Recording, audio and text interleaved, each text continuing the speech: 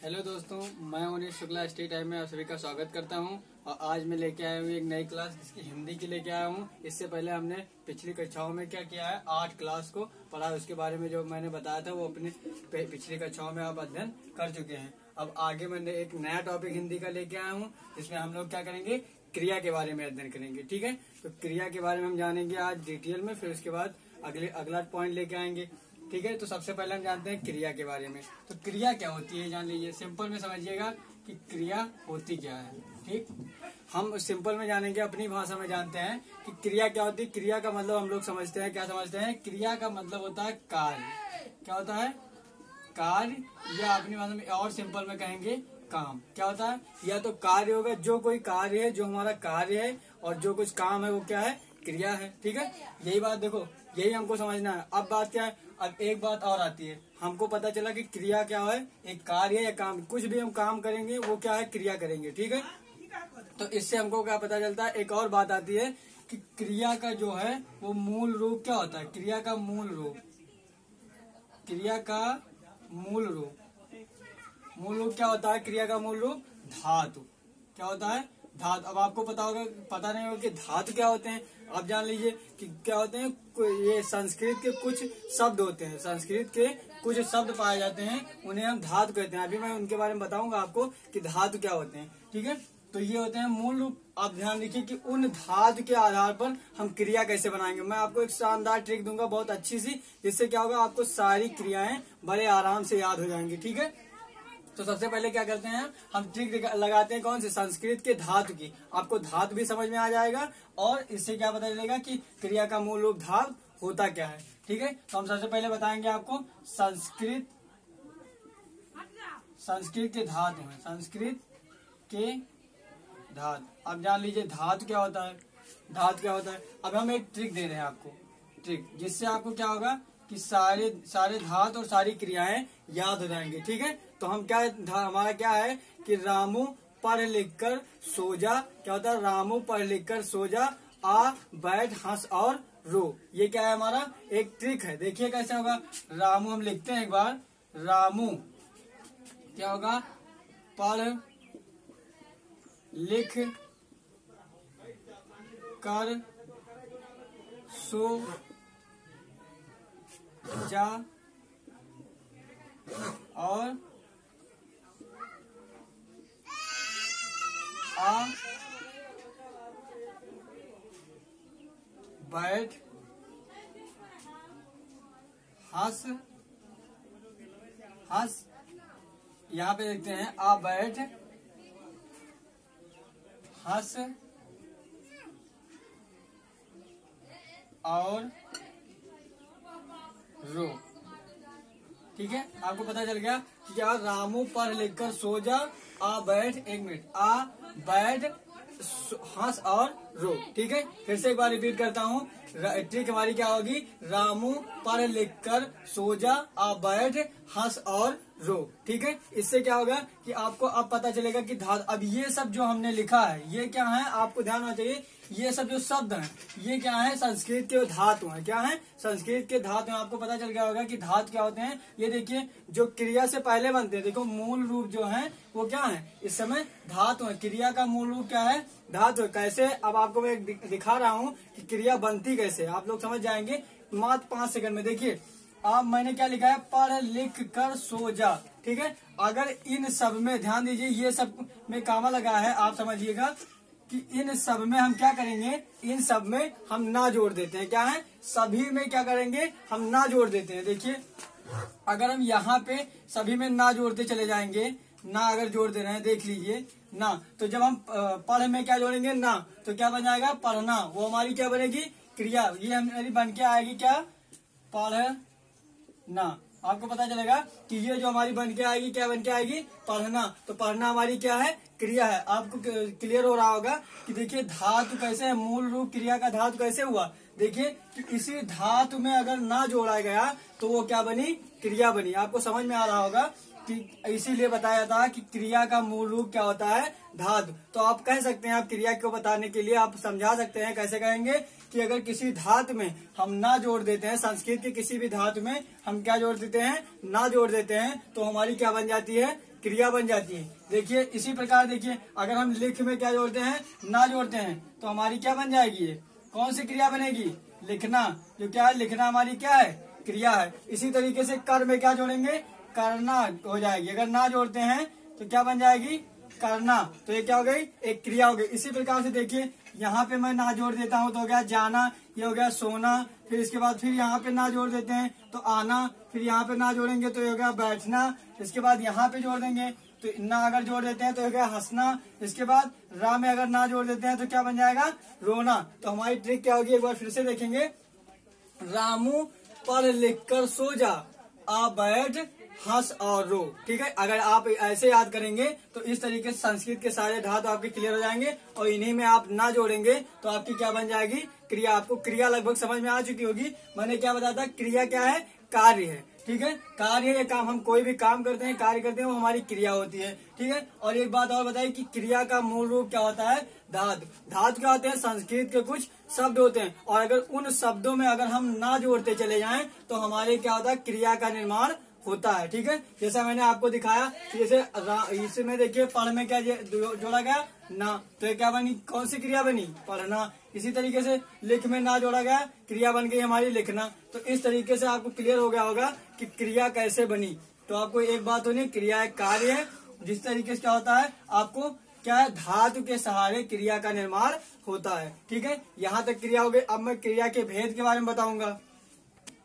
चलिए इसके बाद मैं आपको बताता हूँ क्रिया के भेद के बारे में। तो क्रिया के अलग अलग आधारों पे भेद बताए गए हैं। तो सबसे पहला पॉइंट हम लेंगे कर्म के आधार पर। क्या लेंगे, कर्म के आधार पर क्रिया में भेद को जानेंगे। आपने इससे पहले क्रिया के बारे में पढ़ा, क्रिया बनती कैसे है ये हमने बताया। और इसके बाद हम क्या करेंगे, अब क्रिया के भेद में जानेंगे। ठीक है, तो क्रिया के भेद पहला पॉइंट देखिए क्या होता है। जो पहला पॉइंट हमारा होगा वो होगा कर्म के आधार पर। ठीक है, तो कर्म के आधार पर क्रिया में भेद।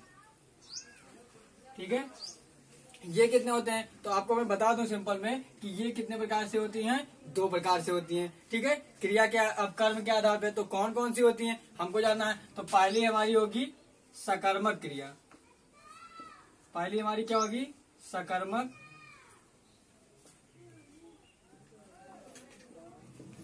पहली हमारी होगी सकर्मक क्रिया। ठीक, और दूसरी हमारी क्या होगी, अकर्मक क्रिया। दोनों हम एक साथ लेते हैं ताकि आपको समझने में बहुत आसानी होगी। दोनों अगर मैं आपको एक साथ पढ़ाऊंगा तो क्या होगी, आपको आसानी होगी। अब समझिए क्या होती है, यहीं पे मैं इसी के जो शब्द लिखा है, जो नाम लिखा है, इसी के नाम में मैं आपको इसकी परिभाषा बताऊंगा। देखिए वह क्रियाएं, ये सकर्मक क्रिया क्या होती है, सकर्मक क्रियाएं का मतलब क्या है, वह क्रियाएं। सा का मतलब क्या होता है, सा का मतलब अगर आप देखेंगे तो सा का मतलब होता है कर्म सहित। ये क्या होंगी, सा का मतलब होता है सहित, और ये कर्मक है तो कहने का मतलब क्या हुआ, कर्म सहित। कर्म सहित क्या होता है, इसका मतलब क्या, सकर्मक क्रियाएं वो होती हैं जिसमें कर्म हो, क्या हो, कर्म पाया जाए, वो क्या होती हैं, सकर्मक क्रिया होती है। इसी प्रकार अकर्मक क्रियाएं, मतलब आ के मतलब होता है बिना, तो क्या हो, कर्म के बिना, कर्म के बिना। एक बात ध्यान रखिएगा, कर्म के बिना, कर्म सहित, ये बात आ गई आपकी। क्या हो, सकर्मक क्रियाएं वो होती हैं जो कर्म सहित होती हैं, अकर्मक क्रियाएं वो होती हैं जो कर्म के बिना होती हैं। ठीक है, तो ये बात ध्यान रखिएगा। अगली हम समझते हैं कि इससे एग्जाम्पल देखिए कैसे होती हैं। देखिए एग्जाम्पल में क्या करेंगे, आपको एग्जाम्पल देने के बाद आपको दोनों क्रियाएं आपको अच्छे से क्लियर हो जाएंगे। ठीक है, तो हमारा एग्जाम्पल क्या होगा, ध्यान रखिएगा। पहले एग्जाम्पल मैं दे रहा हूँ तो सिंपल में समझिएगा। राम पुस्तक पढ़ता है, क्या होगा, राम पुस्तक पढ़ता है। ठीक है, राम पुस्तक पढ़ता है, ये एक एग्जाम्पल ये हो गया। और नीचे मैं दूसरा एग्जाम्पल दे रहा हूँ, कौन सा, इसका अकर्मक क्रिया का एग्जाम्पल दूंगा कि सीता रोती है। ठीक है, अब आपको समझना होगा कि इसी से मैं आपको समझा दूंगा कि सकर्मक क्रियाएं क्या होती हैं और अकर्मक क्रियाएं क्या होती हैं। मैंने अभी भी क्या बताया कि सकर्मक क्रियाएं वो होती हैं जो जिसमें कर्म सहित होते हैं। तो देखिए यहाँ पे राम हमारा क्या है, करता है, राम क्या है हमारा, करता है, और पुस्तक क्या है, कर्म है, पुस्तक क्या है, कर्म है, और पढ़ना क्या हो गया, क्रिया हो गई। ठीक है, इस तरीके से क्या पता चला कि हमको पता चला कि कर्म इसमें ऐड है। फिर दूसरा देखेंगे अकर्मक क्रियाएं। इसमें क्या है, सीता तो है कर्ता। ठीक है, चलिए अब फिर से मैं आपको एक बार रिपीट करता हूँ। देखिए कर्म सहित है, जो ये एग्जाम्पल दिया गया है सकर्मक क्रिया का, उसमें कर्म आपको मिलेगा। जैसे पुस्तक मिला, अब यहाँ पे देखिए अकर्मक क्रिया में आपको कर्म नहीं मिल रहा है। देखिए कहाँ कर्म मिल रहा है, सीता करता है और क्या आ गई, रोती जो है वो क्या है, क्रिया है। तो आपको कर्ता और क्रिया मिले लेकिन कर्म नहीं मिला। इससे क्या पता चला कि बिना कर्म की कौन सी क्रियाएं होती हैं, अकर्मक, और जिसमें कर्म पाए जाते हैं जिस वाक्य में, वो सकर्मक क्रियाएं होती हैं। इस तरीके से मैं आपको एक और एग्जांपल देता हूं। दूसरा एग्जांपल मान लीजिए, दूसरा एग्जांपल हम मानते हैं मोहन क्रिकेट। देखिए सकर्मक के लिए मोहन क्रिकेट खेलता है। ठीक है, मोहन क्रिकेट खेलता है। अब यहाँ पे देखिए मोहन हमारा क्या है, करता है, और क्रिकेट कर्म है, तथा खेलना क्या होगा, क्रिया हो गई। देखिए इसमें भी आपको कर्म मिल रहा है। तो ये सब क्रियाएं कौन सी हैं, इसमें कौन सी क्रियाएं पाई गई हैं, सकर्मक क्रियाएं पाई गई हैं। सिंपल में यहाँ पे एक एग्जांपल मैं और दे रहा हूँ आपको। एग्जांपल कौन सा होगा, सीमा सोती है। ठीक है, अगर मैं एग्जांपल दे रहा हूँ सीमा सोती है। अब यहाँ पे क्या करेंगे, यहाँ पे आपको कर्म नहीं मिल रहा है। क्या है, कर्म नहीं मिल रहा है, क्योंकि यहाँ पे देखिए ये सीमा जो क्या है, वो क्या है, करता है। ठीक, सीमा करता है, और फिर इसके बाद सोती क्या है, सोना का क्या होगा, क्रिया। सोना का मतलब क्या होता है, क्रिया है। आपको फिर यहाँ क्या होगा, अकर्मक क्रिया आई। क्यों, क्योंकि यहाँ पे कर्म आपको नहीं मिल रहा है, और यहाँ पे कर्म क्या होगा, क्रिकेट है, और खेलना क्रिया तथा मोहन करता है। इससे आपको क्या पता चला कि जो सकर्मक क्रियाएं होती हैं वो आपको अच्छे से पता चल गई कि कर्म सहित होंगी वो सकर्मक, और बिना कर्म की होंगी वो क्या होंगी, अकर्मक क्रियाएं होंगी। इसको पता लगाने के लिए मैं एक नोट पॉइंट आपको देता हूँ। नोट पॉइंट से आपको क्या करेंगे, ये चेक कर सकते हैं। आपको दिए गए जो वाक्य होंगे, प्रश्न होंगे, उन्हें आप चेक कर सकते हैं कि ये सकर्मक क्रियाएं हैं या अकर्मक। कौन होगा, नोट पॉइंट ध्यान रखिएगा, हमारा नोट पॉइंट ये होगा कि यदि कोई भी वाक्य दिया है तो उस वाक्य को चेक करने के लिए कि वो सकर्मक क्रिया है या कर्मक क्रिया है। कैसे चेक करेंगे, देखिए क्या और किसको क्या करेंगे, उस वाक्य से क्या और किसको से, क्या और किसको से क्या करेंगे, प्रश्न करेंगे। क्या और किसको से क्या करेंगे, प्रश्न करेंगे। अगर उस प्रश्न से आपको सीधे उत्तर मिल जाता है, सीधा उत्तर मिल जाता है, तो क्या होगा, वो सकर्मक क्रियाएं होंगी, अन्यथा क्या होंगी, अकर्मक हो जाएंगी। अगर नहीं मिलता है प्रश्न का उत्तर तो क्या होंगी, वो अकर्मक क्रियाएं। अगर इनसे आपको उत्तर मिल जाएगा तो हो जाएंगी सकर्मक क्रियाएं। कैसे, एग्जाम्पल देखो, समझिए। मैं कह रहा हूँ, अगर मैं पूछता हूँ कि राम क्या पढ़ता है, अगर मैं पूछ रहा हूँ, देखिए कैसे मैं प्रश्न कर रहा हूँ कि राम क्या पढ़ता है, तो राम पुस्तक पढ़ता है। ठीक है, राम पुस्तक पढ़ता है। आपको पता चल गया कि सीधा उत्तर मिल रहा है, यानी कि ये इसमें कौन सी क्रियाएं पाई गई हैं, सकर्मक क्रिया है। फिर अगला देखिए कि मोहन क्या खेलता है, मोहन क्या खेलता है, मोहन क्रिकेट खेलता है। इसका भी उत्तर मिल गया, कैसे मैंने प्रश्न किया।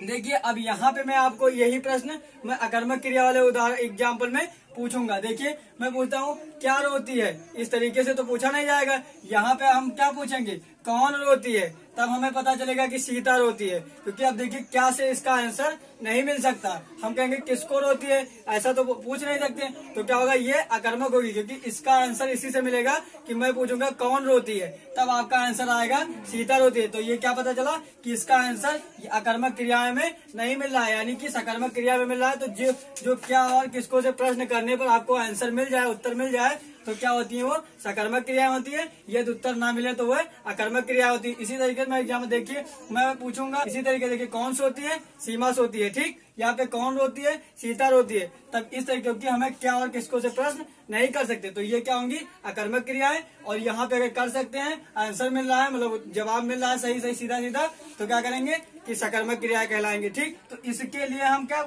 यूज करेंगे, कौन रोती है, कौन का यूज करेंगे, तब ये डायरेक्ट आंसर मिल पाएगा। ठीक है, इसीलिए कौन सोती है, तब सीमा सोती है। देखिए अब क्या और किसको इसमें फॉलो नहीं कर रहा है, तो इससे क्या पता चल रहा है, ये केवल और केवल किसके लिए है, अगर इसका आंसर आ रहा है, प्रश्न पूछने पर इसका उत्तर मिल रहा है, क्या वो उत्तर मिले, तो वो कौन सी क्रियाएं होंगी, सकर्मक क्रियाएं होंगी। ध्यान रखिए, उत्तर मिले तो क्या होगी, सकर्मक क्रिया। ये इतनी बात आप ध्यान रखिएगा। तो आपको क्या हुआ कि सकर्मक क्रिया और अकर्मक क्रिया समझ में आ गई, क्रिया क्या होती है और पहला क्रिया के भेद पता चल गए। आगे क्या हो गई, यहाँ तक की जो है आज क्रिया का टॉपिक जो था यहीं पर समाप्त करेंगे। अगला पार्ट 2 लेके आएंगे। अभी कुछ क्रिया के टॉपिक में कुछ भी बचा हुआ है उसको मैं अगली क्लास में डिस्कस करूंगा। आपको कहीं भी यहाँ पे किसी भी पॉइंट पे अगर डाउट लगे तो आप कमेंट करिएगा। और क्या करें, अगर कभी भी आप वीडियो देख रहे हैं तो आप हमेशा पेन और रफ लेकर ही बैठे, क्योंकि आप अगर वैसे पढ़ेंगे तो आपको समझ में नहीं आएगा। ये ध्यान रखिए कि आप ऐसे देख लेंगे तो आप फिर आगे भूल जाएंगे। अगर आप एक बार चीजों को नोट कर लेते हैं तो ये लॉन्ग टाइम तक क्या होता है आपके माइंड में सेट हो जाती हैं, तो आपको बार बार समझने की आवश्यकता नहीं पड़ती है। तो ये काम करिएगा, एक रिक्वेस्ट है कि कभी भी पढ़ें वीडियो देखें तो क्या करें, रफ और पेन लेकर ही बैठें। कोई भी पॉइंट अगर आपको डाउट लग रहा हो तो आप ज्यादा से ज्यादा कमेंट करिए। फिर और एक बात और है कि क्या करेंगे कि ज्यादा से ज्यादा वीडियो को शेयर करेंगे ताकि अधिक से अधिक स्टूडेंट इसका लाभ उठा सकें। Thank you class.